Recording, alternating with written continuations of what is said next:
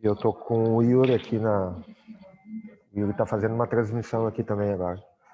Tem um som aí ao fundo do teu áudio aí. Doutor Yuri. Estamos com sala aberta, né? Sim, já estamos abertos. Vou dando boa noite a quem está entrando. Fiquem à vontade, nós estamos ainda a alguns poucos minutos de começar. Seremos pontuais, tá bom? Então, mais alguns poucos minutos aí. A gente está batendo um papo informal enquanto aguardamos o horário correto. Perfeito. Maravilha, Gustavo. Assunto importante que não é tema da nossa live de hoje, né? Só para a gente recordar nesses minutos, é a reforma tributária, né? E os ajustes que estão sendo feitos pelo relator do projeto, o deputado Celso Sabino, né? Na tarde de ontem, inclusive, publicou algumas alterações, sobretudo no que tange ali a questão da tributação em cima da distribuição de resultados, né? Mudança bastante significativa e que aponta uma direção de que as empresas controladoras de grupos deverão ter uma isenção no recebimento de resultados das empresas operacionais, né? Que é bastante interessante, pode ser uma forma de organização para os empresários, né? Uma forma de conseguir gerir, administrar e receber resultados de uma maneira bem menos onerosa. Legal. Além disso, teve a mudança também da alíquota do imposto de renda da pessoa jurídica, que a princípio cairia 2,5% e 2,5% no ano de 2022, mais 2,5% no ano de 2023, e ela vai cair progressivamente 5% a cada ano. Então, ela vai chegar em 2023 tendo apenas 5%, se não me engano. Então, ou pode chegar até uma redução de 2,5% na alíquota. É bem interessante, é uma das alternativas também. Eu vi uma transmissão do Paulo Guedes, acho que foi ontem, também sobre reforma. E parece que está voltando, né? Já estão discutindo no Congresso, na mídia. Eu tava meio reticente, né, cara, pensando assim, poxa, acho que não vai andar de mais um ano, né? Mas não sei não, tá voltando. É provável que até possa ser aprovado mesmo agora, pelo menos uma parte dela, né? Não sabemos se da forma como o texto propõe, né? Claro. Mas do jeito que ela tem andado, nos parece que algo deve acontecer. Um movimento. Concordo contigo.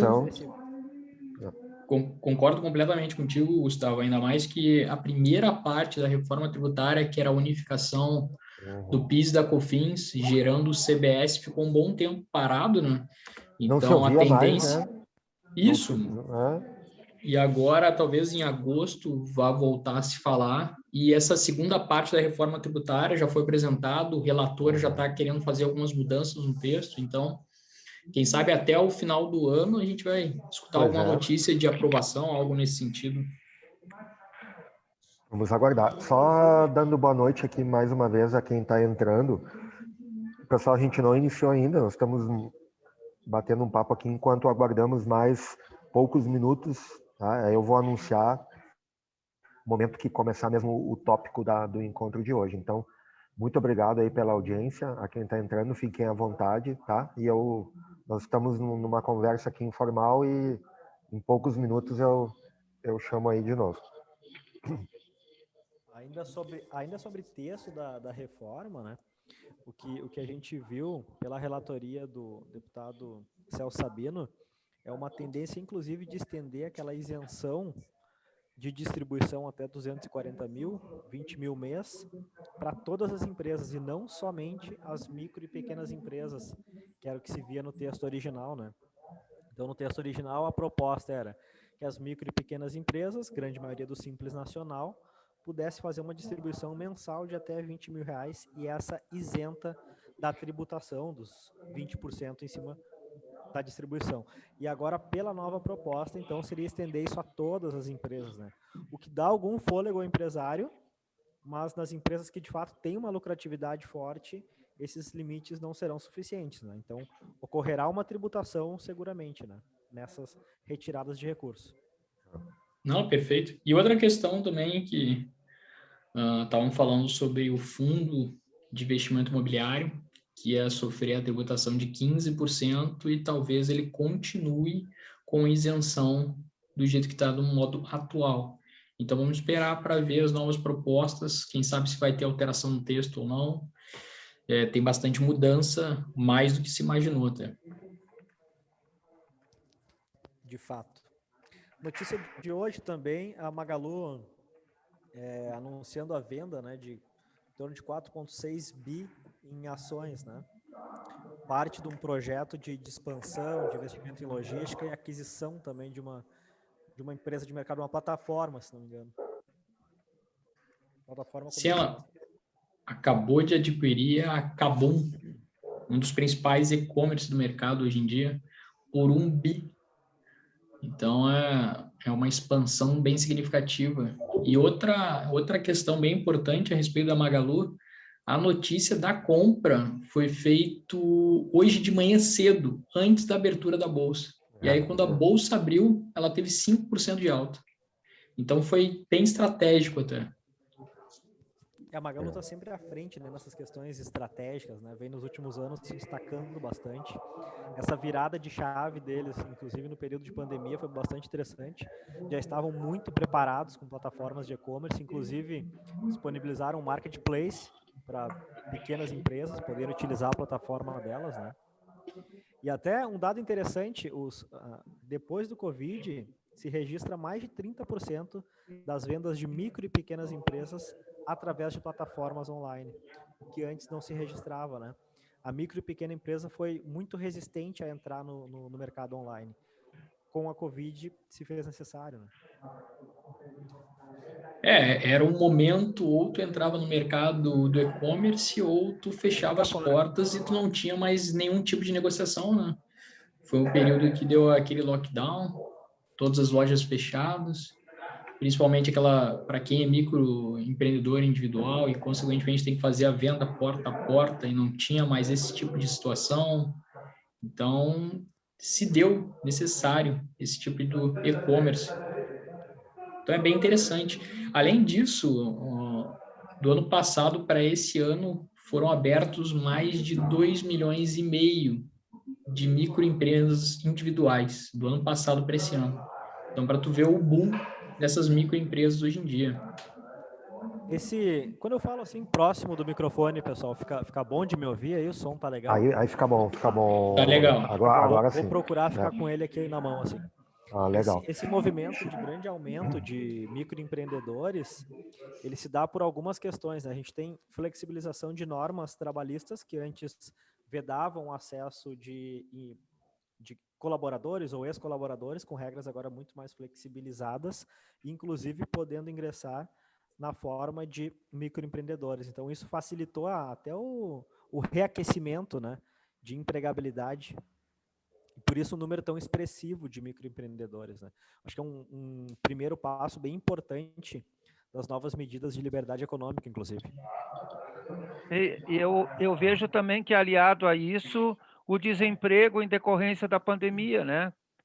E a dificuldade da retomada e criação de novos empregos. Então, a pessoa teve que correr para algum lado. Então, ela também partiu como um microempreendedor individual. Pessoal, deixa... Oi, Michel. Oi.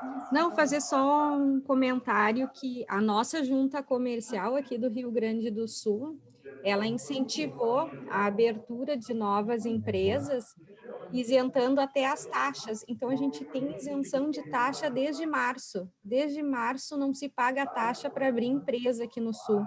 E aumentou consideravelmente o número de aberturas de empresa, tanto pelo fato da economia, no sentido que pandemia, as pessoas estão se reinventando, quanto por esse incentivo. de isenção de taxas para abertura. Então, eu achei que aqui no Sul foi uma boa iniciativa da nossa junta comercial incentivar com que as pessoas empreendam sem ter o ônus, né, da taxa de abertura. Legal. Pessoal, então vamos lá para não passar do horário aqui e sermos pontuais com quem está entrando no horário.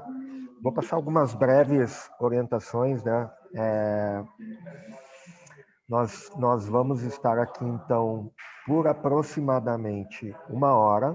A ideia é que pode ser um pouco mais, mas a gente vai tentar manter essa 1 hora de encontro.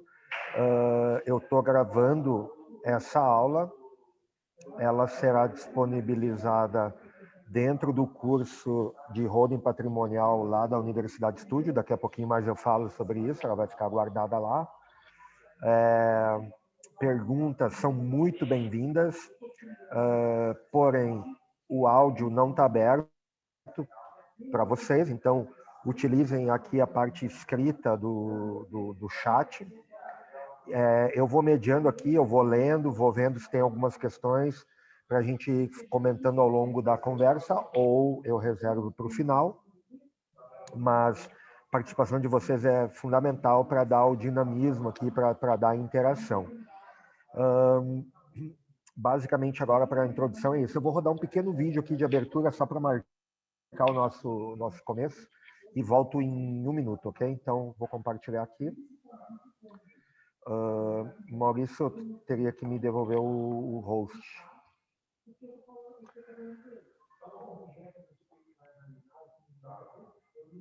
Esse é o nosso terceiro encontro, né, pessoal? A gente já teve 2 encontros anteriores.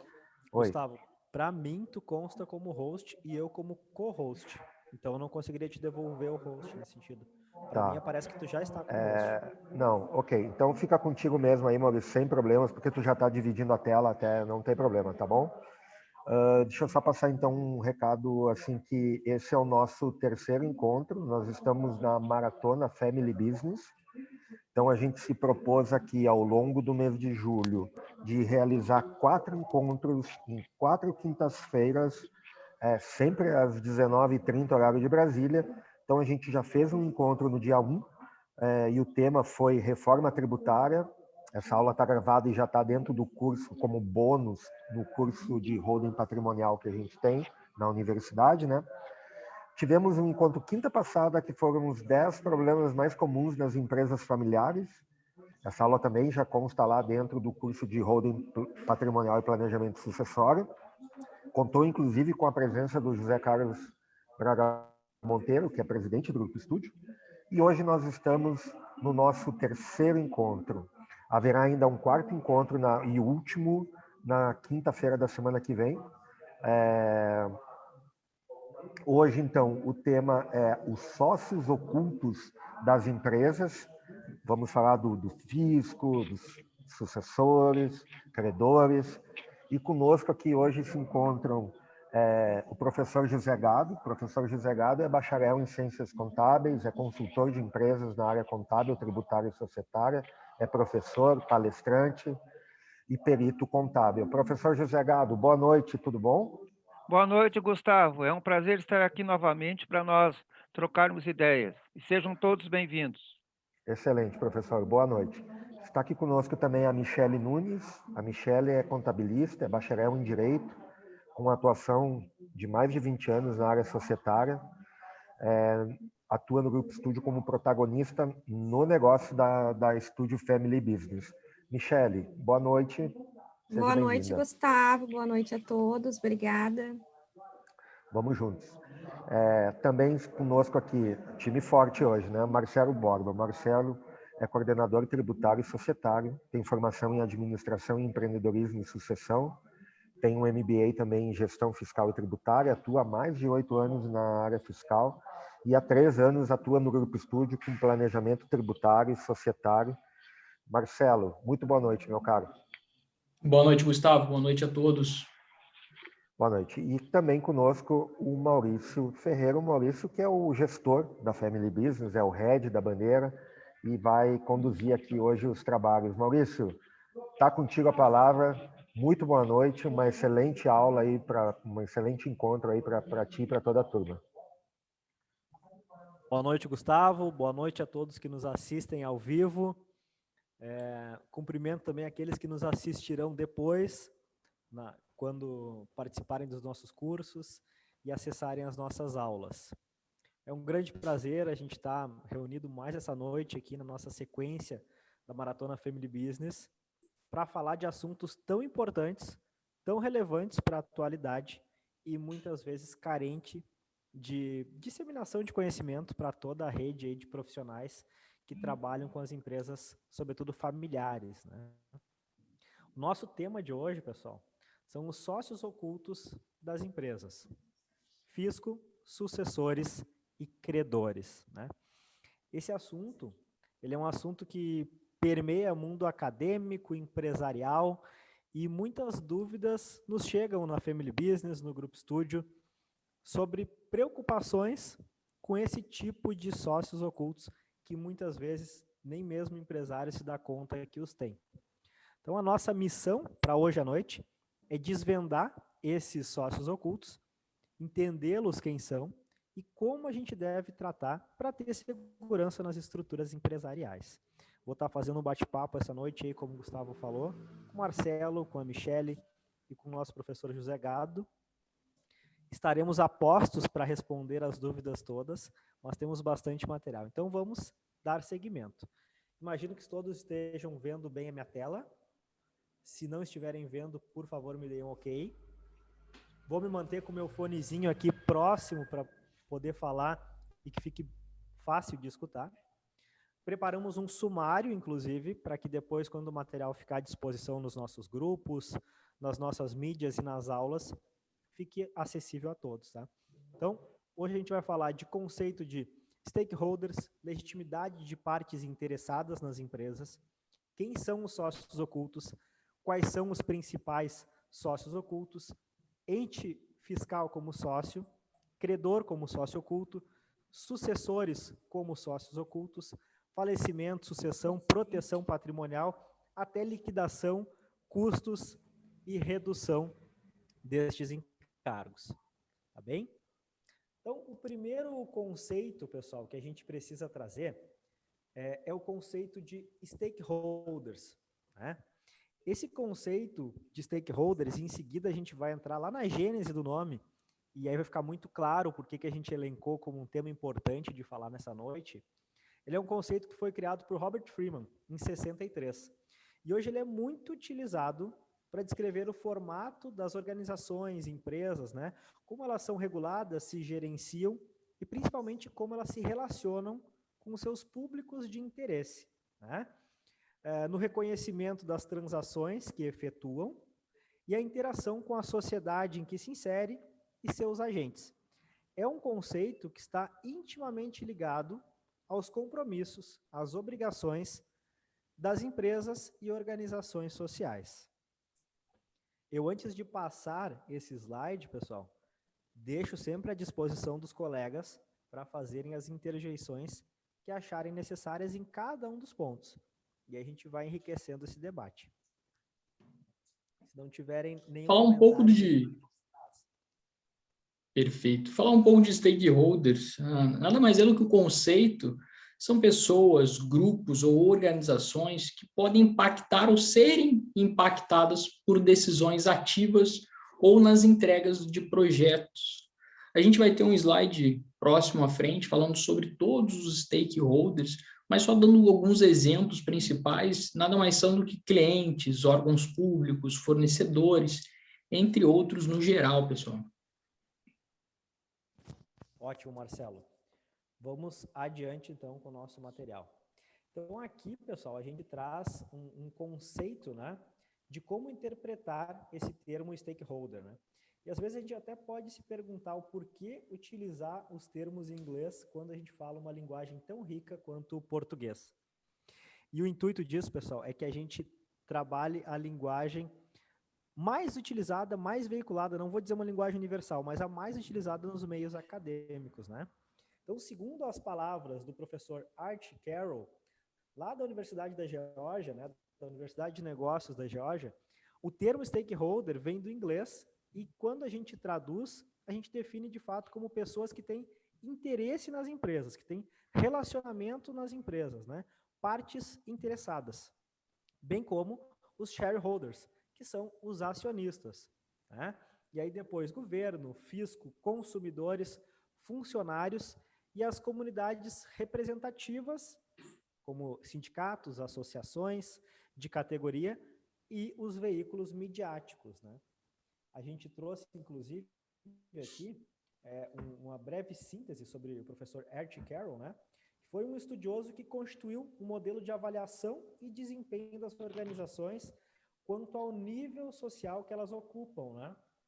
Ele também é responsável por conceber as 4 dimensões da responsabilidade social, ou seja, da responsabilidade das empresas e organizações, aquilo que ficou consignado como RSE, que significa Responsibility, Social e Environmental, que é, perdão pelo meu inglês, pessoal, mas que é nada mais do que a responsabilidade social que a empresa tem no meio ambiente aonde ela se insere. E que cada vez mais esses temas são recorrentes nas nossas organizações. Isso diz respeito muito à transparência e ao relacionamento que eu tenho com aquele que é interessado na empresa. Então, nesse sentido, a gente avalia que não somente os sócios, pessoas físicas, componentes do quadro societário, de fato são partes que merecem ser informadas e dar informação sobre a empresa, mas sim todos aqueles que são partes interessadas. E aí a gente evolui no assunto. Antes de passar, pessoal, algum comentário mais dos colegas aí sobre essa conceituação aqui e sobre responsabilidade social das empresas?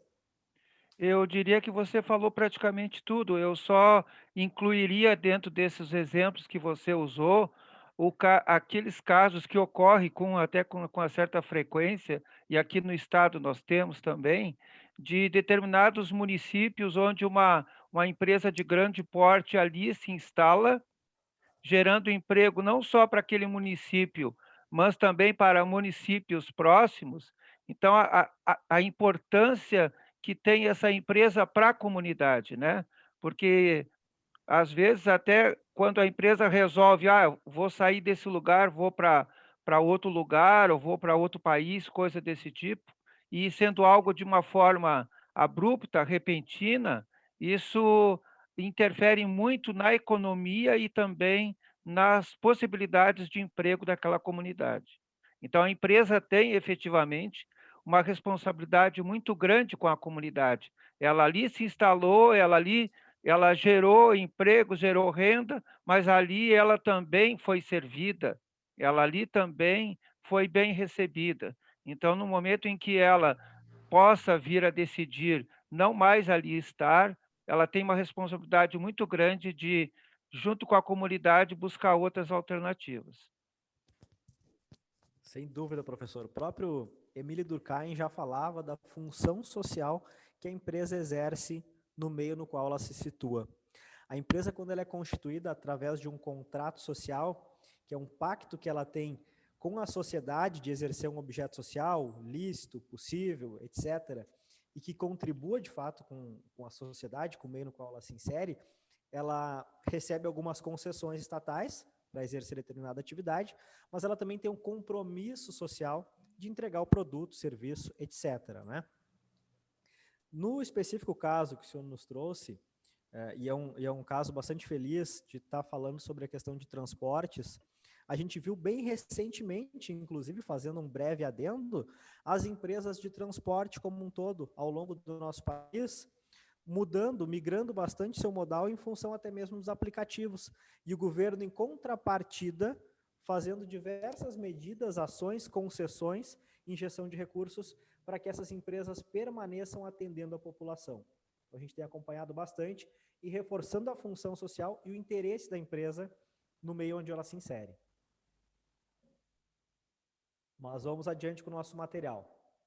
Aqui, pessoal, a gente traz um organograma, né, onde a gente consegue visualizar os stakeholders e aí materializar aquilo que a gente vem falando, né? Então, se stakeholders são partes interessadas, né?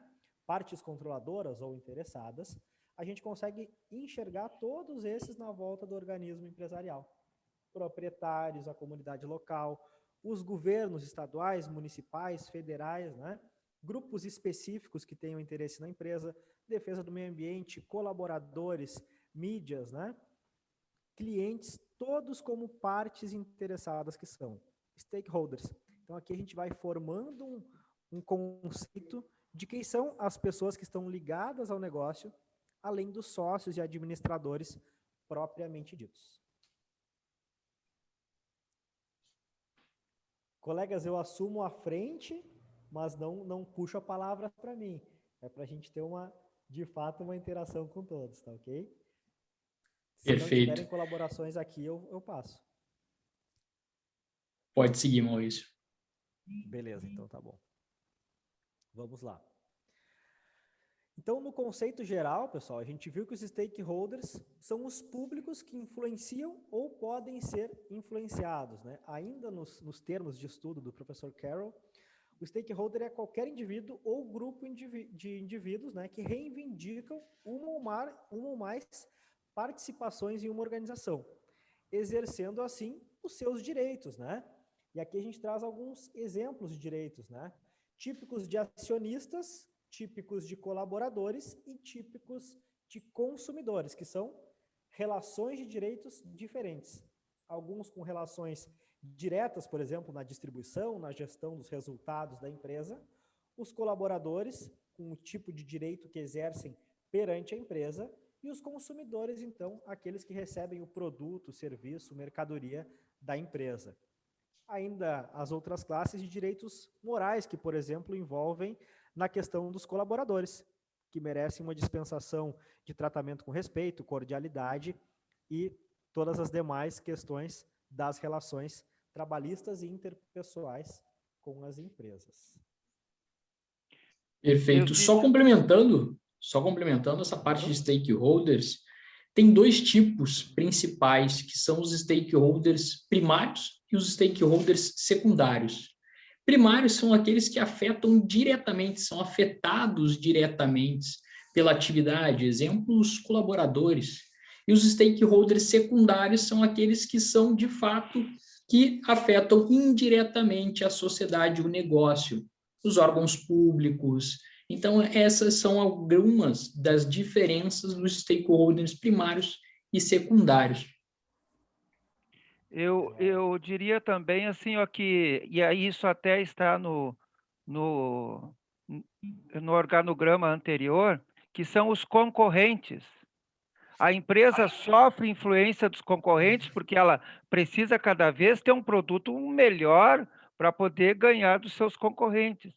E assim também os concorrentes sofrem influência da empresa. Então, isso é algo às vezes até imperceptível de forma física, né? Mas isso acontece diariamente. Uma empresa, ela está sempre buscando o melhor. Então, a concorrente vai querer fazer até mais do que ela está fazendo e assim por diante. Então, ela também sofre e faz influência muito grande nos concorrentes. Perfeito, professor. Sem dúvida, José Gado. Hoje ainda, eu e o Marcelo mais cedo acompanhávamos uma notícia da fusão de 2 controladores de mercado, que está na análise do CAD, 2 empresas fabricantes de produtos alimentícios derivados de leite, né, Marcelo? Agora não recordo o nome das duas. Né? Nestlé e Garoto. Nestlé e Garoto. Isso é do interesse comum, por isso o CAD tem que reter esse tipo de negociação, tem que entender se de fato é benéfico ao mercado ou prejudicial àquela conglomeração de empresas que vai deter uma grande fatia do mercado. Então, por isso o CAD regulamenta. E aí, na mesma esteira da tua fala, Gado, a gente vê que as empresas são diretamente afetadas e impactadas pelos seus concorrentes, tanto na medida de se automatizarem, se melhorarem nos seus processos, ofertarem preços competitivos, o que é de mercado e é positivo, mas também com questão às suas regulamentações. Um concorrente é fiscal do outro, para saber se aquele concorrente está atendendo às normas, se ele segue os regramentos as imposições governamentais, estatais, legislativas para aquele tipo de produto ou serviço. Porque, do contrário, ele pode ser, inclusive, retirado do mercado por aquele concorrente, que é normal e é de mercado. É a importância do compliance, né? A Sem importância dúvida. do compliance. Sem dúvida. Aqui a gente já falando de um outro conceito que também é muito importante, né, para a empresa, que é, de fato, uma compliance ativa. Mas vamos adiante. Então, falando, né, de stakeholders, a gente falou de partes interessadas, partes que têm interesse no organismo empresarial, nas organizações empresariais, né? Então, agora vamos falar da legitimidade dessas partes, né? Então, conceituando e entendendo, né, já entendido quem são os stakeholders e as partes interessadas, os participantes, é muito importante que a gente verifique as organizações empresariais na forma de organizações com pluralidade de interesses e com uma função social, que a gente já vem falando até aqui, portanto, sujeita de direitos e deveres, elas estão diretamente subordinadas à satisfação do interesse dos seus participantes, sejam os shareholders, né, os acionistas, os cotistas, os sócios, né, ou sejam aqueles demais impactados externos que a gente elencou todos agora há pouco, né? Então, diante disso, a gente vê que as organizações ocupam um determinado espaço na sociedade e são compelidas a atender às necessidades e forças externas que lhes são impostas, né, por esses stakeholders todos que a gente falou, inclusive o governo e seus entes fiscalizadores, né? Esse é o caso que se vê nos sócios ocultos das empresas também. Nas empresas familiares, que são sempre nosso objeto principal de discussão e de interesse, também afetadas pela sucessão ocorrida nos sócios. E agora a gente começa a falar mais detidamente dos sócios ocultos, uma vez que a gente conceituou quem são as partes que têm interesse no organismo empresarial. Passo aqui, pessoal, nenhum comentário nessa? Pode passar, Maurício. Joia. Então está bem. Quem são de fato os sócios ocultos, que são o nosso objeto de estudo dessa noite, né, pessoal? Quando a gente procura na legislação, na jurisprudência e na grande maioria dos materiais veiculados na internet, o que a gente mais vê como sócios ocultos, a tradução desse tipo de termo, é o pessoal se atendo ao tecnicismo desse assunto, falando das SCPs, que são as sociedades em conta de participação. Um tipo de exploração de atividade que, embora não personificada, ela existe no mundo de direitos, né? Que nada mais é do que aquele sócio que detém um know-how, uma expertise de execução de determinado trabalho, empreendimento ou produção de produtos e serviços, receber consigo um sócio investidor, que vem com capital investindo, mas que não tem responsabilidade sobre aquele produto ofertado ao mercado. Falando brevemente desse termo, só para dizer que não é o objeto de estudo da noite. As SCPs não são classificadas para nós como sócios ocultos, e sim os seguintes que a gente vem trazendo aqui pela frente. Algum comentário sobre SCPs, pessoal? Se tiverem, fiquem bem à vontade. Queria falar um pouco mais sobre os sócios ocultos. Uma das questões que a gente vê tecnicamente, nada mais é do que os sócios são aqueles que são ligados diretamente no contrato social da empresa. E a gente fala de sócios ocultos, que são aqueles que não detêm, não estão no contrato social da empresa, mas estão ligados diretamente na atividade da empresa, estão ali dia a dia, quem sabe até os administradores. Então, esses sócios, que de fato não figuram no quadro societário, eles ocupam aquele cargo, como se a gente pode dizer, ocultamente. Então, por isso se fala dos sócios ocultos. A gente fala muito também de laranja, né, pessoal? Mas nada mais é do que o jargão para o público é o laranja, mas sócio oculto também pode ser falado nesse tipo de sentido. Maravilha, Marcelo. Vou adiante aqui no nosso material. E ressalto, pessoal, que se houverem perguntas, considerações importantes, a gente pode parar e o Gustavo está junto com a gente aqui pode trazer, se for o caso, viu, Gustavo? A gente interrompe o raciocínio e vai responder o que for necessário. Mas então, de fato, quem são os sócios ocultos que a gente quer falar hoje à noite e que a gente acha que é muito importante que as empresas conheçam, que as empresas delimitem e tratem de maneira correta? Os principais sócios ocultos, na nossa concepção, e que merecem um tratamento adequado, que são objeto de estudo para essa aula, fisco, sucessores e credores, né, pessoal? Por que a gente elencou o fisco, os sucessores e os credores?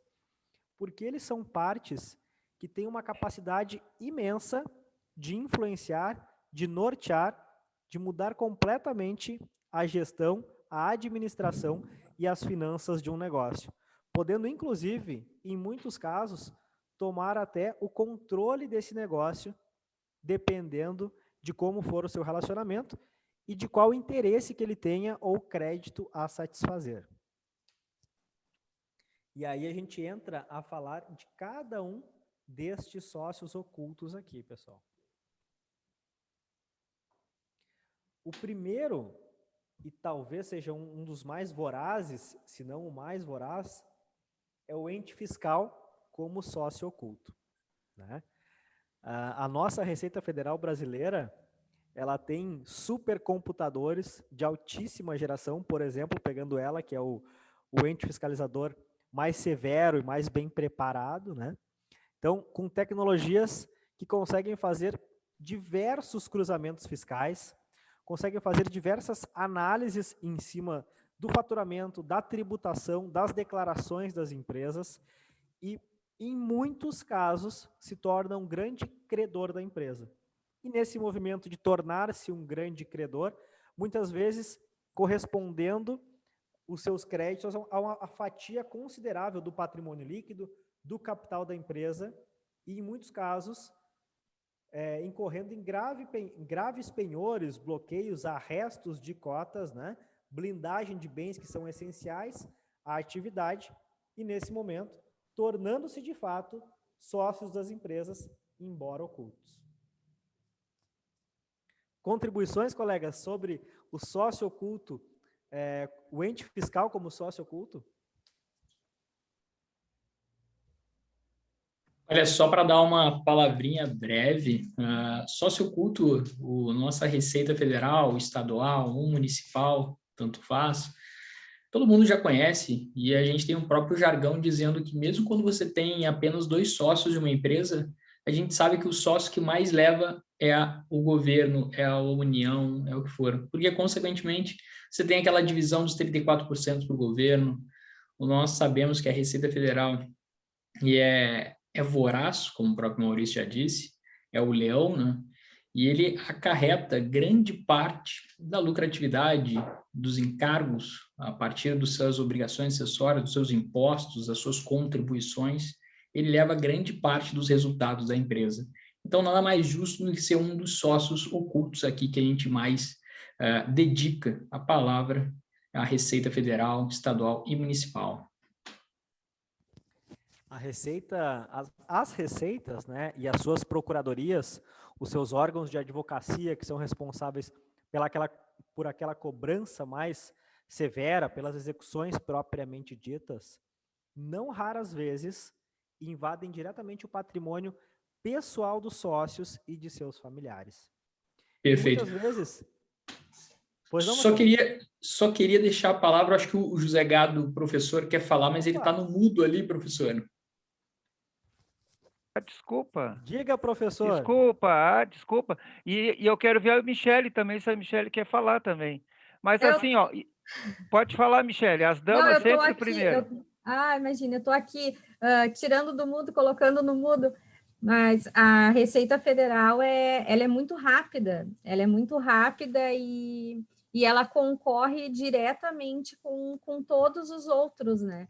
Nesse sentido de fiscalizar. A fiscalização, ela é de uma forma bem agressiva, A Receita Federal, eu já participei de vários processos de fiscalização, acompanhamento junto à Receita Federal e não tem dó nem piedade, né? Muitas vezes o empresário nem sabe que está incorrendo em erro, porque aqui a gente vai falar de erro, né? Não é o caso de sonegação, que daí é crime.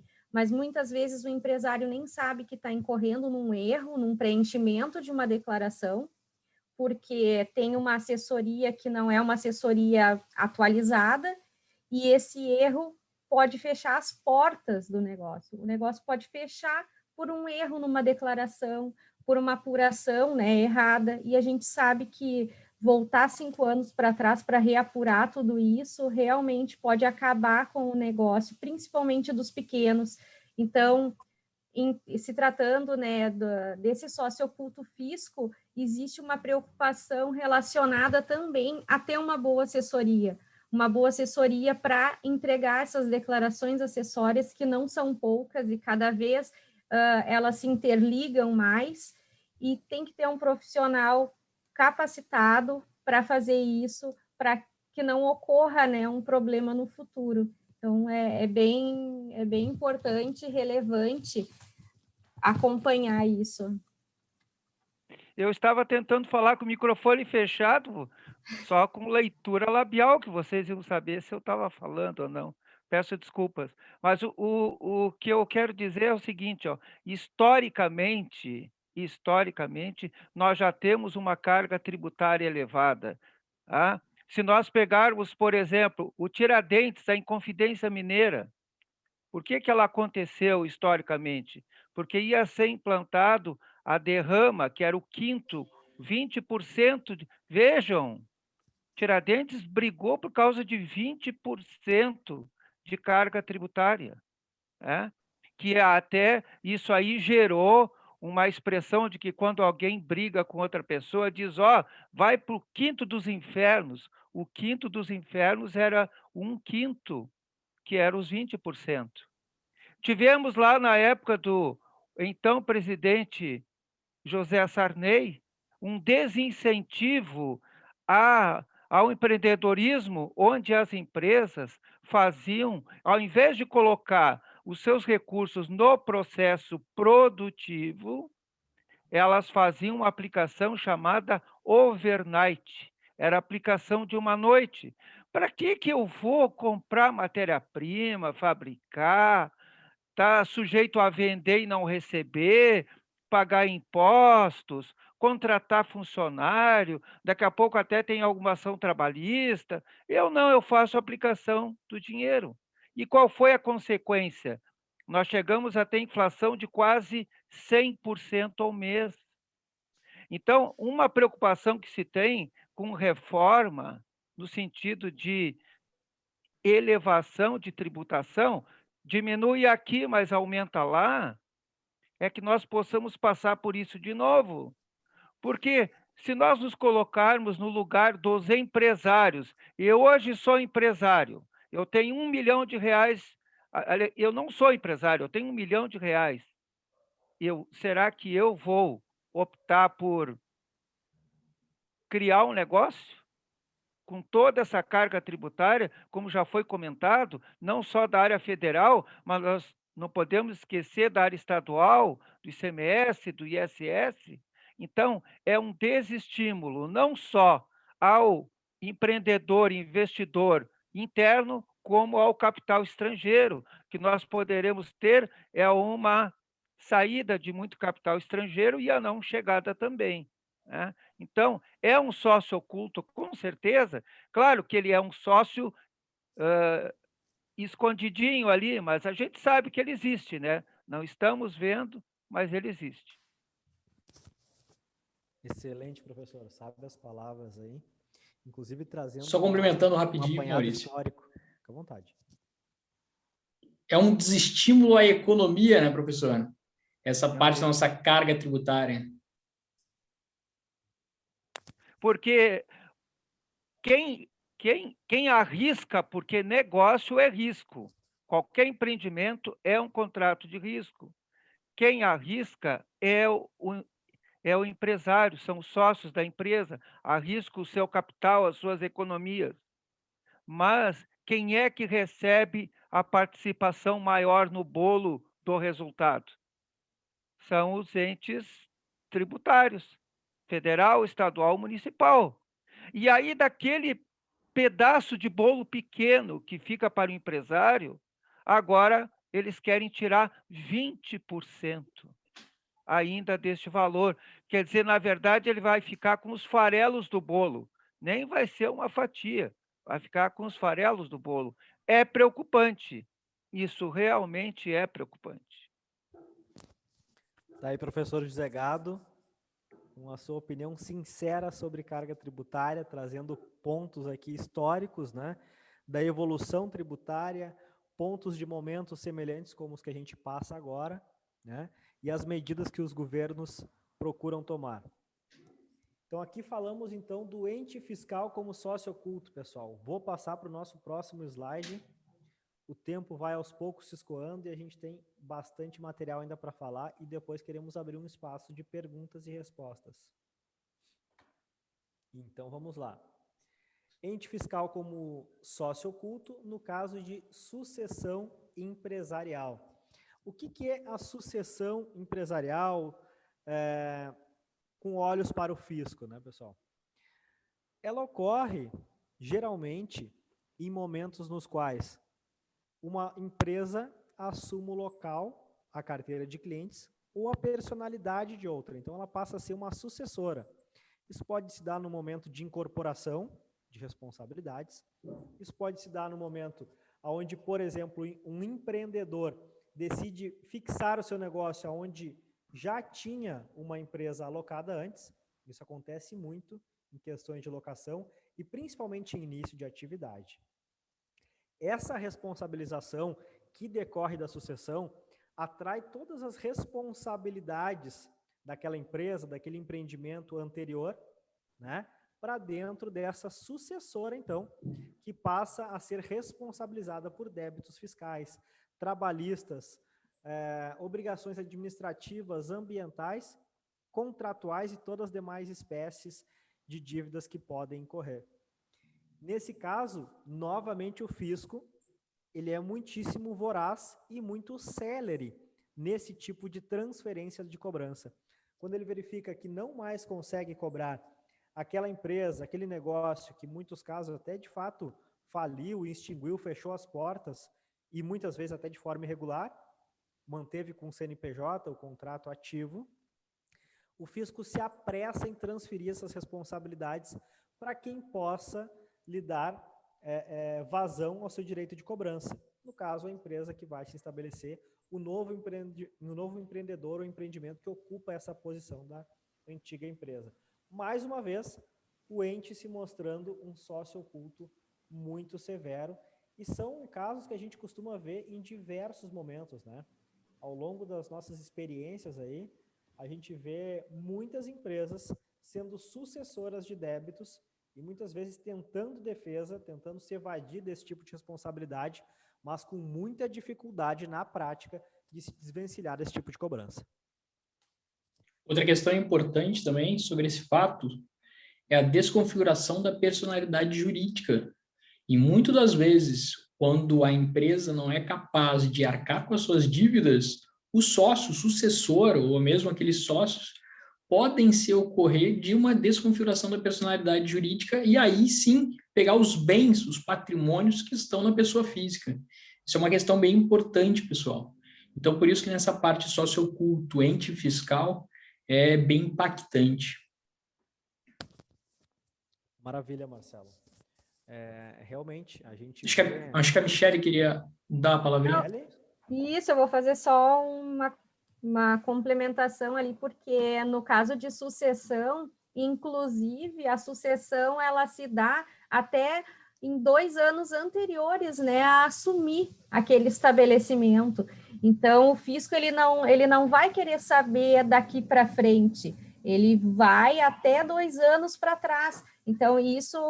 Imagina, a empresa está estabelecida hoje, eu vou pegar 2 anos para trás ainda do que era da empresa sucedida para cobrar. O fisco não quer perder nunca, né? Essa é a realidade. De fato. Michele, quando quiseres falar e eu tiver com a palavra aqui, me interrompe, porque eu sempre aparece para mim 2 pessoas por vez aqui no formato. Ah, não, Para perfeito. não me atrapalhar no slide. Então, tu me interpela que eu te passo a palavra. Vamos adiante, pessoal, para o nosso próximo slide aqui. O credor como sócio oculto, né, pessoal? Então, o credor, nas suas mais variadas facetas que ele pode ocupar, bancário, civil, ambiental, pessoa natural, ele tem na empresa o seu objeto de garantia de satisfação dos seus créditos, né? Claro que sempre que ele tiver um lastro num título executivo, né? Um título que seja possível de ser executado, né? Que tenha origens para isso, né? Nesses momentos, a condição de credor da empresa pode fazer com que esse credor tome medidas tão severas quanto, por exemplo, buscar o bloqueio das cotas e a percepção de resultados, né, da empresa para si próprio, para satisfazer o seu crédito, né? Muitas vezes um maquinário, um imóvel imobilizado, veículo e até mesmo a própria marca da empresa podem ser objeto de satisfação de crédito, e aí eu vou ter o meu credor como sócio de fato. Em alguns casos, inclusive o credor conseguindo buscar para si parcela do capital social da empresa. Então, muito importante atentar ao credor como uma espécie bem considerável de sócio oculto. Considerações aqui, pessoal, ou passo adiante? Posso passar, consegui ler os lábios da Michele. Vamos adiante.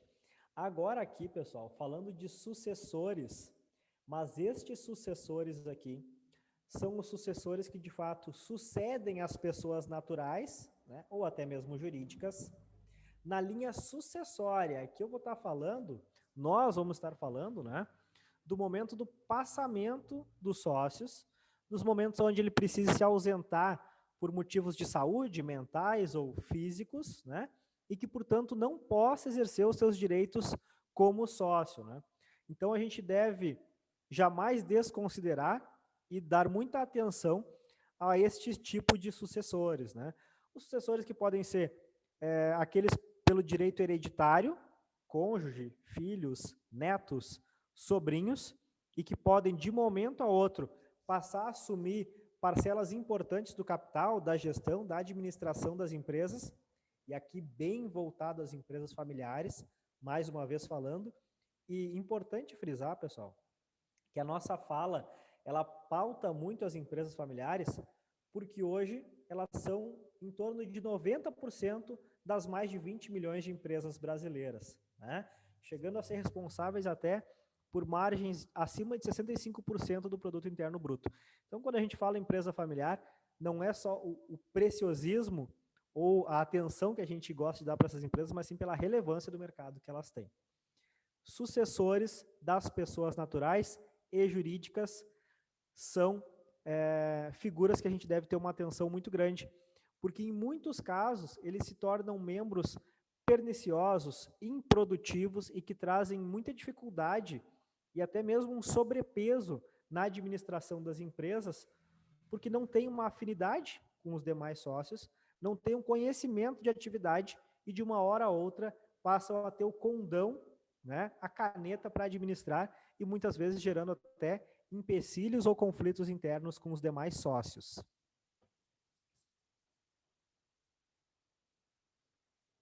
José Gado está com o áudio fechado, mas vejo o que tu está falando. Desculpa. Aí. Tá, então tá. Eu só faria um comentário nessa questão aqui, porque o senhor praticamente colocou tudo que devia ter sido colocado, que é que nos contratos sociais ele tem uma cláusula que prevê que, no caso de falecimento de sócio, né, o seu direito passará aos herdeiros, e isso é algo natural, até nem precisaria constar ali. Mas o que acontece em alguns casos? Durante a realização do inventário, por vezes, se aquela pessoa tinha 2, 3, 4 filhos, às vezes os filhos resolvem, não, nós vamos participar da empresa que o pai participava. E aí lá no inventário é definido que para um é um percentual, para o outro, assim por diante.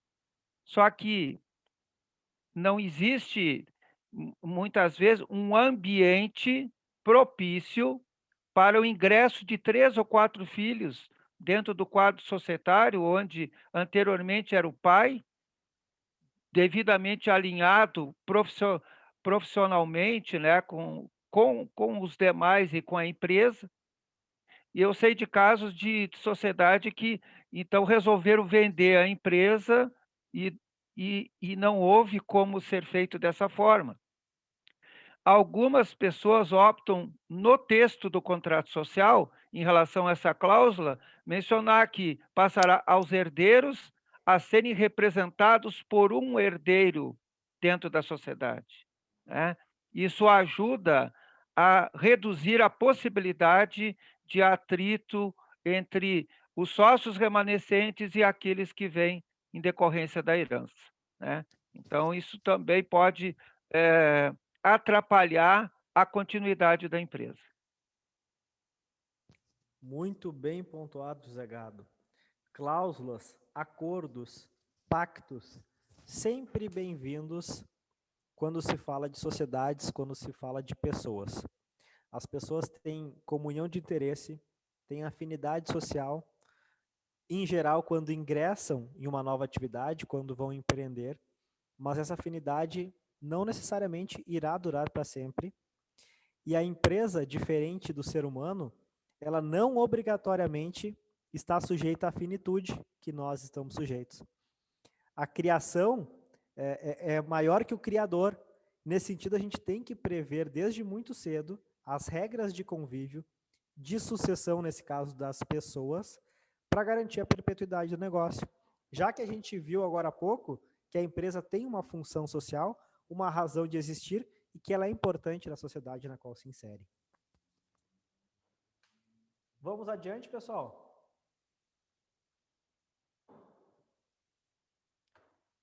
Agora, nesse ponto aqui, eu tenho certeza, deixa eu puxar mais para próximo aqui o meu microfone, nesse ponto aqui eu tenho certeza que a Michele vai ter importantes considerações a nos fazer. Falecimento, sucessão e seus custos, né? Michele, fala para nós um pouquinho sobre esse slide aqui. Vamos lá, então.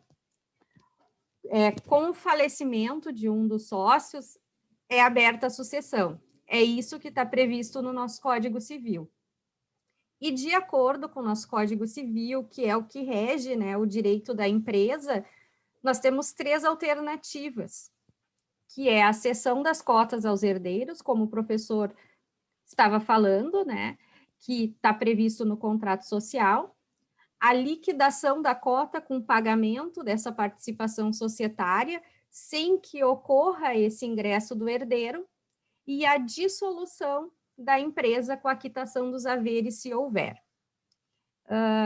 A importância da definição dessa cláusula no contrato social, ela é de suma importância para a continuidade do negócio. Se vai ingressar um herdeiro, quais as condições, como o Maurício mesmo falou, através de um acordo de sócios, o que vai estar previsto nesse acordo? O herdeiro pode entrar, o herdeiro vai ser administrador, ele vai ser representado por um terceiro, de que forma isso vai acontecer? De que forma vai ocorrer também a liquidação dessa cota? Então, no próximo slide, tem mais informações também sobre essa liquidação, sobre esse pagamento dessa cota, sobre a importância de determinar isso no contrato social. Só um complemento básico aí, Michele falou perfeitamente sobre cessão, liquidação e dissolução de empresa. Quando a gente fala de liquidação de empresa, eu vejo diversas vezes, quando a gente vai analisar uma empresa, os contratos sociais já vêm previstos que após o falecimento, de 30 a 60 dias, haverá o pagamento referente à participação das cotas. E uma das coisas, principalmente, que a gente pode dizer é o seguinte: Quando a empresa se constitui e ela tem diversos capitais, ela foi integralizada e, consequentemente, o capital social dela é muito alto, a empresa não tem caixa, não tem dinheiro para pagar, para liquidar, mas estava previsto no contrato social. Então, muitas das vezes, eu acho que na Constituição, uma das cláusulas que tem que ser vistas e, consequentemente, batidas é essa parte de liquidação das cotas. Porque isso pode, no futuro, emperrar uma empresa ou acabar com ela a partir do momento que ele venha a faltar um dos sócios e ali diz de 30 a 60 dias, maioria dos casos diz de 30 a 60 dias, vai ter liquidação, de fato, o valor a ser pago aos sucessores pelas cotas. Então, isso eu acho um absurdo o pessoal não se atentar a esse tipo de cláusula no contrato social. Inviabiliza o negócio, porque a empresa ela não tem liquidez, ela tem patrimônio, mas ela não tem liquidez imediata para realizar esse pagamento. E no Código Civil mesmo, diz que está lá que é 90 dias, mas em 90 dias também não tem como, né, ter liquidez para realizar esse pagamento. É uma cláusula muito importante que a gente precisa ter atenção, isso precisa ser muito bem alinhado, e não só o prazo, né? Também a forma como vai se dar esse pagamento, porque eu já vi muito contrato que diz que é em 60 dias e em 6 parcelas. Mas será, de acordo com a realidade, né, da empresa naquele momento, ela tem condições de fazer daquela forma? E aí entra uma questão muito importante, que é o herdeiro, ele não vai querer saber. Está ali no contrato, está dizendo que é 60 dias em 6 parcelas, não vai fazer dessa forma, eu vou judicializar. E aí o que vai acontecer? Vai bloquear a conta da empresa, vai bloquear o patrimônio, inviabiliza o negócio, aí a empresa quebra porque não conseguiu dar seguimento nisso. E aí vem mais uma vez, né, a importância de um contrato bem redigido, a importância de análise de acordo das vontades no momento, um acordo de sócio, de como que vai ser feito isso, porque da forma como eu vejo, e não é hoje, né? Eu já estou nessa área há mais de 2 décadas, pode não parecer, mas eu já vi coisas absurdas. E empresas fecharem por bobagem, empresas com ações judiciais por detalhe, porque na hora de constituir, está todo mundo bem. Aí começou a dar os problemas, falece um, aí vem um herdeiro, aí também não é só falecimento, né? A gente sabe que as relações familiares, elas são dinâmicas, é uma separação litigiosa, então são N fatores que podem prejudicar muito o andamento do negócio. Nessa questão que a Michele falou, não sei, Michele, você concluiu ou não? Concluir, sim, pode. Ah, tá, desculpa, não. Na questão da retirada do sócio do prazo de 90 dias, o que existe nessa questão também é o seguinte, no próprio Código Civil prevê o seguinte, ó, salvo disposição em contrário, o prazo será de 90 dias. E não só em relação a essa questão, mas em relação a outras, nós temos que nos atermos muito a essa expressão, salvo disposição em contrário. Isso quer dizer aquilo que o doutor Maurício já falou, o Marcelo também, e a Michele. Temos que rever os contratos e ver aquilo que não temos como fugir, aquele prazo, ele está lá e não existe salvo disposição contrária. Mas naqueles casos em que não é vedado a manifestação dos sócios, né, não será objeto de litígio a inclusão de determinada cláusula, de ser observado isso. Dificilmente uma sociedade em pleno funcionamento, o sócio vai sair e em 90 dias a empresa vai honrar aquele compromisso. Agora, se não usar um prazo diferente, como a Michele falou, vai cobrar ou vai judicializar essa cobrança. Então, isso até dificulta também a manutenção de uma relação profissional, amistosa, daquele sócio que está saindo. Isso já vai ser atrito. Ou até se o motivo da saída foi um atrito, vai se agravar mais ainda. E aí aquele sócio que saiu, olha, problema de vocês, 90 dias, é o que está aqui, né? Então, é fundamental essa revisão que a Michele comentou. Que maravilha! Nós gostamos de falar de sucessão de empresas, pessoal. Eu vi que já tem algumas perguntas sobre esse tema aqui. É um tema bastante interessante, cheio de detalhes, e é um tema fundamental para que as empresas continuem vivas. Se a gente entende que a empresa é um organismo social, que ela é importante no meio em que se insere, mais importante muitas vezes até do que os seus shareholders, que os seus participantes, acionistas, a gente tem que garantir meios da perpetuidade dela. Então, sucessores são, sem dúvida alguma, sócios ocultos, prontos para que em qualquer momento possam ingressar na sociedade. Me lembro um pouco da obra do professor e doutrinador Hernani Estrela, quando ele fazia algumas conexões com o Código de 16, que não previa a continuidade da empresa, né, da mesma maneira tácita, expressa como o Código Civil de 2002. Então, naquele período anterior ao Código de 2002, nós precisávamos nos valer das decisões da jurisprudência dominante, que já começou a construir isso nas últimas décadas, antes do advento do novo Código Civil, o entendimento de que sim, a empresa deve continuar, até porque ela não atende simplesmente a satisfação dos seus sócios e herdeiros, mas principalmente as partes interessadas, sociedades, credores, fornecedores, colaboradores e etc. Mas todas considerações muito importantes, pessoal. Vamos adiante, o nosso tempo está escoando e a gente tem mais alguns materiais para passar.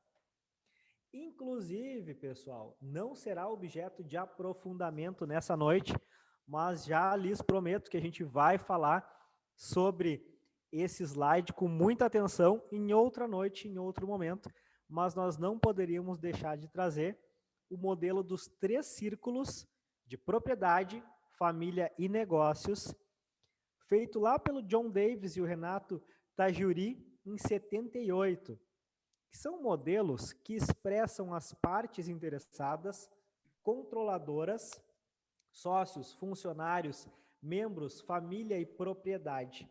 Isso vem muito ao encontro do que a gente estava falando em termos de sucessão. Quando eu estou fazendo uma sucessão dos membros da sociedade, é importantíssimo que eu organize o direito à propriedade, o direito de participação na cota social, que precisa ser obedecido, respeitado e remunerado, mas eu preciso concatenar, organizar esses interesses para que a sociedade possa continuar ativa, se perpetuar, continuar existindo, e para que o negócio continue pujante, forte e se mantenha no mercado em momentos de sucessão. Então, por isso eu trouxe aqui, nós trouxemos os 3 círculos que são preponderantemente encontrados nos desenhos de empresas familiares. Algum comentário aqui, pessoal, sobre o modelo dos 3 círculos e que tão popularizado é nas empresas familiares? Perfeito. Só queria contar uma historinha sobre esse modelo de 3 círculos. Ele começou primordialmente entre 2 círculos. John Davis, quando criou essa parte, ele criou 2 círculos apenas. Ele criou família de um lado, negócio do outro. E o Renato Tajuri nada mais é do que o orientador dele. E quando ele foi falar com o orientador dele sobre esse tipo de circunstâncias, falando que a família era de um lado e o negócio era do outro lado, o orientador falou para ele, não, isso daí tem que ser unido, tem que criar um elo sobre família e negócios. E, ao mesmo tempo, falta-se mais um elo, que é propriedade. E aí, sim, os 2 juntos criaram esse modelo, esse formato aí, que são chamados 3 círculos. Hoje em dia, que a gente fala família, negócio e propriedade. E hoje a gente entende que, de fato, eles criam um elo e não, sim, são separados. Partes interligadas, né? E, pessoal, notem no material que a gente vai deixar à disposição, que a gente está falando, que a gente tem todo um silogismo de construção do entendimento. Nós começamos lá em cima falando das partes interessadas, passamos por quem são e quais são as suas legitimidades em termos de sócios ocultos e até entrar na definição dos principais que a gente elencou aqui. Vamos adiante, nosso tempo está se escoando e a gente quer concluir esse material. Pessoal, a gente falou aqui de problemas, de ocasionalidades, problemas que acontecem nas empresas com relação aos sócios ocultos. E aqui é tão importante a gente falar de soluções. Quem traz problemas, quem traz dificuldades ou pontos de atenção deve sempre propor as estratégias para elidir esse tipo de questão. Proteção societária, pessoal. A gente vem falar aqui de algumas estratégias que são importantes para que as empresas, as pessoas físicas, possam se proteger e se organizar frente aos sócios ocultos, né? Uma das questões que a gente trabalha muito, inclusive na Family Business, são questões de segregação patrimonial, planejamento sucessório e organização de controladoras de grupos empresariais, familiares e empresas operacionais. Estratégias essas que envolvem criação de holdings, pacto de sócios, estratégias de governança, de compliance e todos os demais instrumentos paralegais ou societários que a sociedade pode se valer. Então, medidas importantes em termos de proteção, analisar a estrutura e ver quais medidas a gente pode tomar para não expor geração de recursos, renda, patrimônio, versus sócios, pessoas físicas e os seus patrimônios particulares. Considerações em proteção societária aqui, pessoal? Se não, eu passo adiante. Olha, se deixar aberta essa daí, a gente pode explanar muito tempo. Como o nosso tempo é meio curto, eu acho que a gente pode deixar para o próximo live, que tem quinta que vem, a gente vai falar bastante sobre esse tipo de assunto. Então, vamos adiante. Na liquidação de cotas, eu vou contar aqui com certeza com a Michele, para nos abrilhantar com esse tema. É isso, Michele? Isso aí, um pouco já foi falado lá no início, né, do prazo de pagamento, e aproveitando até para responder uma pergunta ali do chat, o prazo que consta ali no Código Civil, como o professor Gado falou, é 90 dias, salvo disposição em contrária. A disposição em contrária é o que os sócios determinam. Então, eles podem determinar que essas cotas, né, essa liquidação vai ser realizada em 12 meses, 6, em 24, enfim, isso é livre. A definição é livre dos sócios, não existe um prazo mínimo, um prazo máximo. Indicado é ter uma ponderação, né, entre esse prazo, exatamente para não acontecer uma descapitalização da empresa, enfim. Mas esse é um prazo que no Código Civil ele está como uma sugestão, na verdade, não é nada obrigatório. Então, também, né, quanto ao ingresso dos herdeiros, que a gente já falou, a forma do pagamento, que o contrato social é o documento válido, que é o acordo de vontade dos sócios, mas que eles podem também deixar nesse contrato social uma cláusula mais sucinta, não precisa ser uma cláusula detalhada, né? Até porque o contrato social é um documento público que qualquer pessoa tem acesso. Por isso, a importância de um acordo de sócios para regrar essas especificidades, né, do negócio, para deixar mais amarradinho, porque isso não precisa constar num contrato que vai ter acesso a um banco, um fornecedor. Isso é algo bem pessoal, né, de cada empresa, para deixar guardadinho lá no seu arquivo para quando for necessário. Então, acho que a gente pode passar para o próximo slide, que também vai ter sobre, se não me engano, soluções, né? As nossas sugestões de como... Oi, Maurício. Uma breve consideração que eu faria com relação a prazos, assim como tu trouxeste, Michele, que a gente deve observar aí o binômio possibilidade e necessidade do desencaixe econômico para a empresa. Acho que é importante a gente ressaltar também que a gente não deve aviltar o valor de pagamento da cota para os herdeiros. Ou seja, se eu esticar demais esse prazo num valor aviltante que tire o poder econômico daquela remuneração em cima de cota, eu vou poder dar aso para uma ação lá no judiciário dizendo que o valor é irrisório, que o valor não repõe o valor de cota, nem mesmo que ele teria de remuneração, falando lá de juros sobre capital próprio, que é até uma ferramenta que a Receita Federal quer modificar. E os acordos societários, muito importante da tua fala, como tudo que tu falou, Michele, mas a questão de não publicizar todos os atos.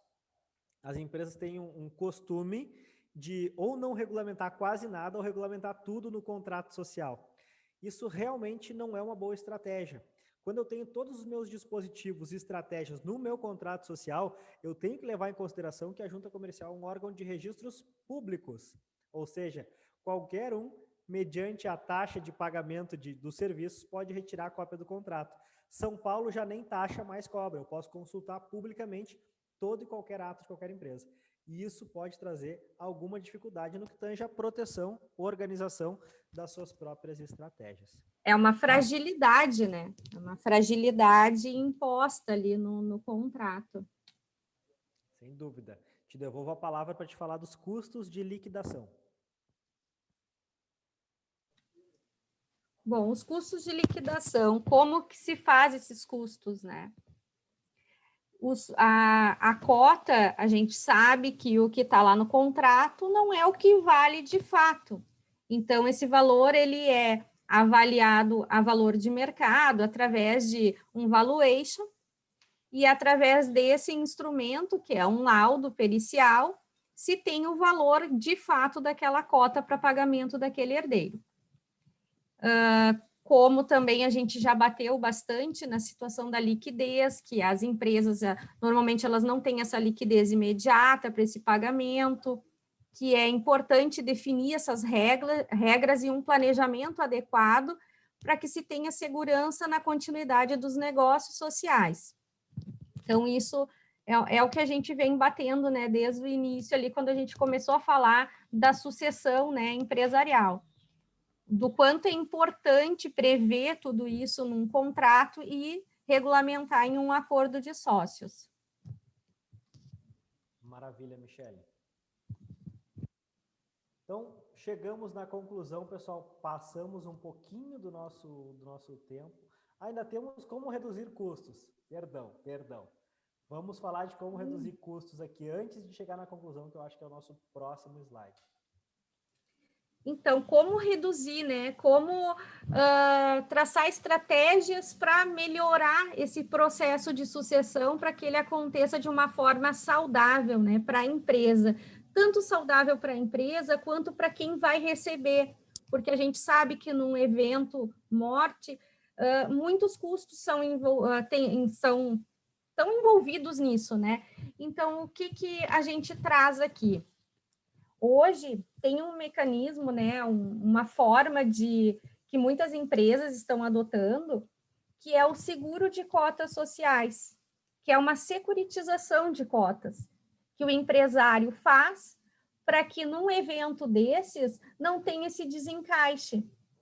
E a liquidez dessa securitização ela é imediata.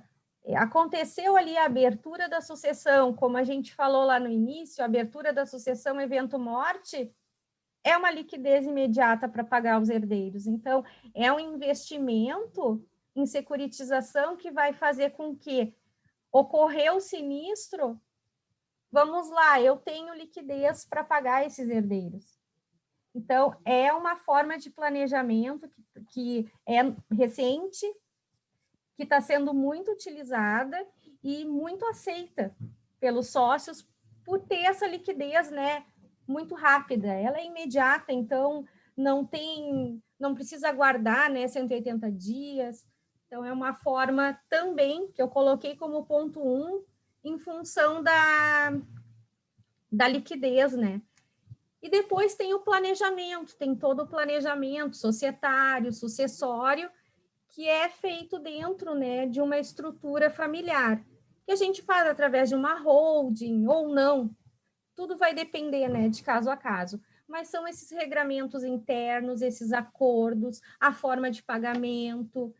Então, são formas que a gente vai fazer para mitigar esses riscos todos que envolvem o negócio e esses herdeiros também, para eles não ficarem desamparados de certa forma e a empresa continuar com o negócio e também não tendo interesse, né, no ingresso de um herdeiro, regular isso através desses instrumentos. Então, são essas duas formas aqui. Claro que existem outras, mas a nível de importância, a gente trouxe essas duas, porque o nosso tempo é curto, né? Se a gente fosse falar de todas existentes aqui, a gente ia precisar de muito mais tempo. Sem dúvidas.